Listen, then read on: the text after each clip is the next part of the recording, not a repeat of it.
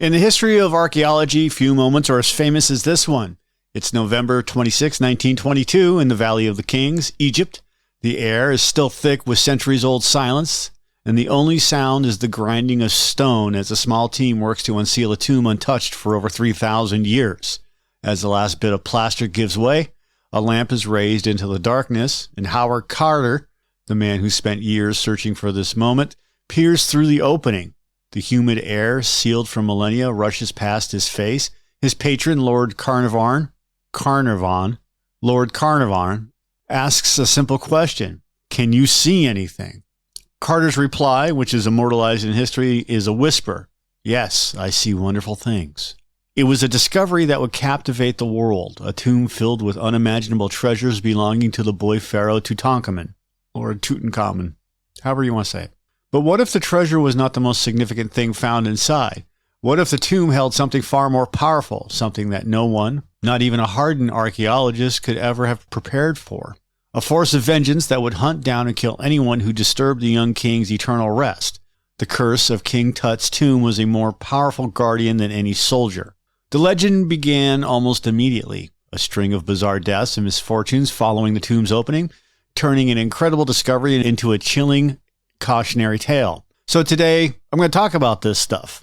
The shocking deaths that followed the opening, the scientific theories that try to explain them, and the stunning paradox of the one man who was spared, and the even more shocking truth that the curse itself may have never been actually there at all. The discovery itself was the culmination of a decade of grueling, meticulous work.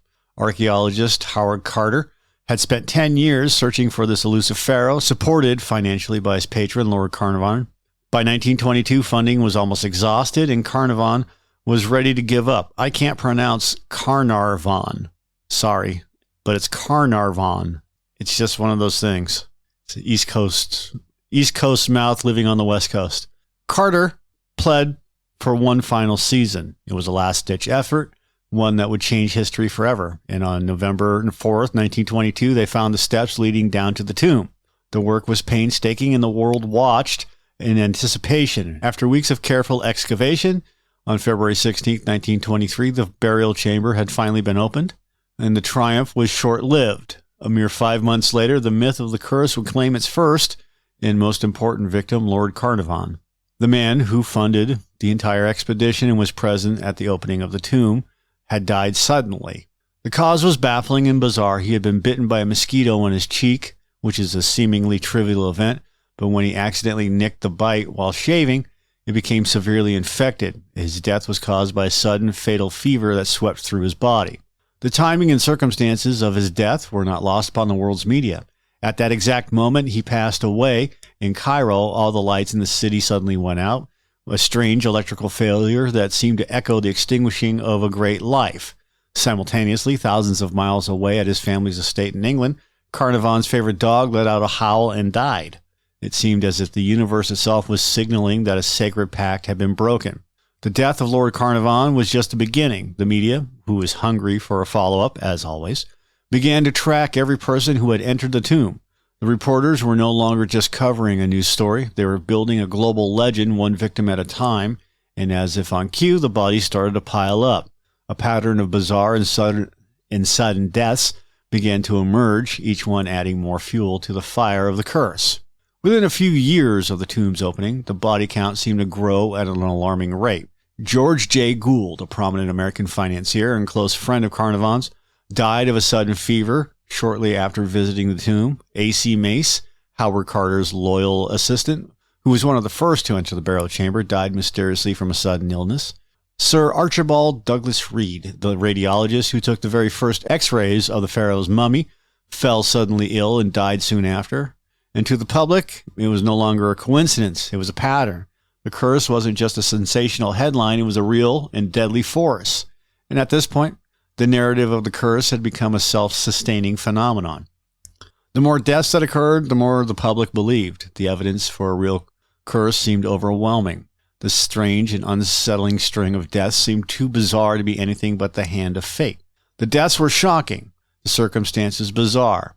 To the public, the evidence for a curse seemed overwhelming, but for every supernatural theory, A logical, skeptical response emerged. Were these deaths truly the work of a vengeful spirit, or was there far more rational or reasonable explanation hiding in the dust of the tomb?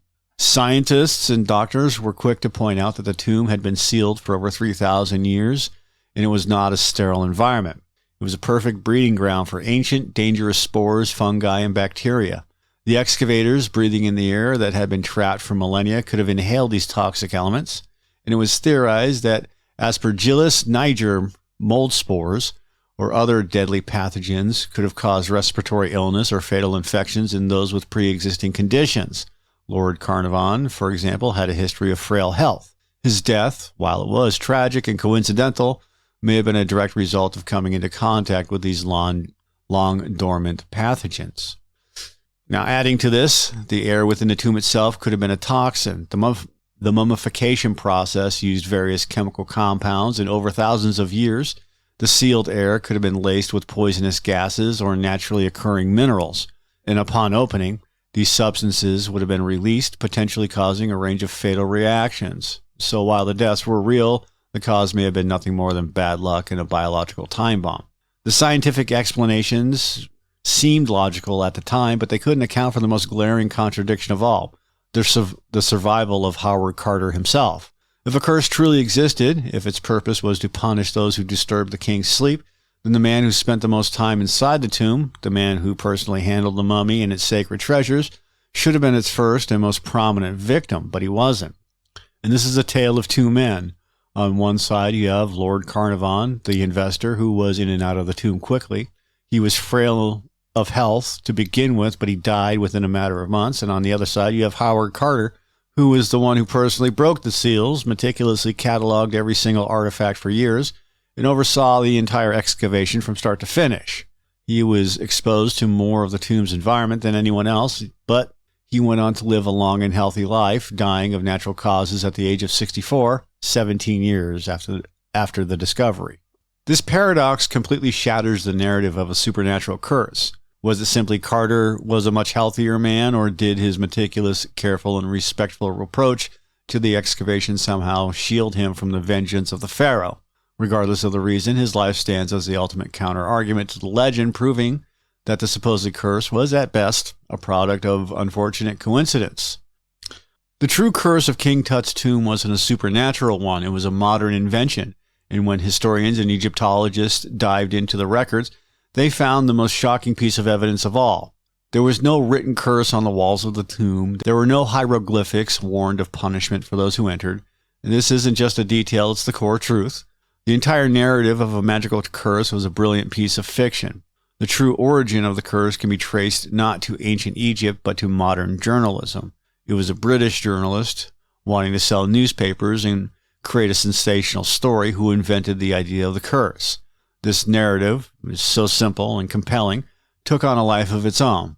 It captured the public imagination and was far more exciting than the slow, meticulous work of archaeology. The legend of the curse was a media hoax.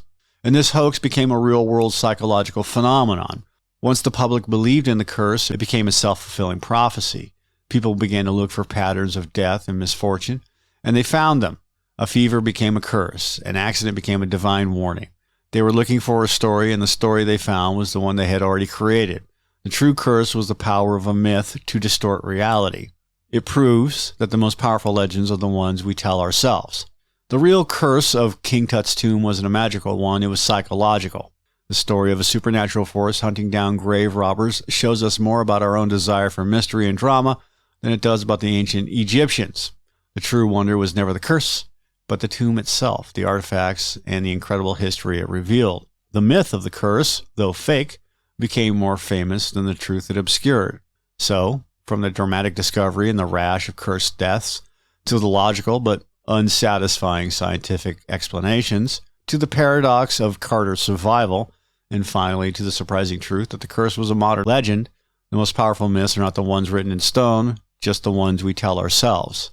They show us how we create our own legends, turning coincidence into destiny and tragedy into a story, which is far more compelling than the truth. Have a good day. Like it if you like it. Like, subscribe, comment. Have a good day. Already said that. Take care.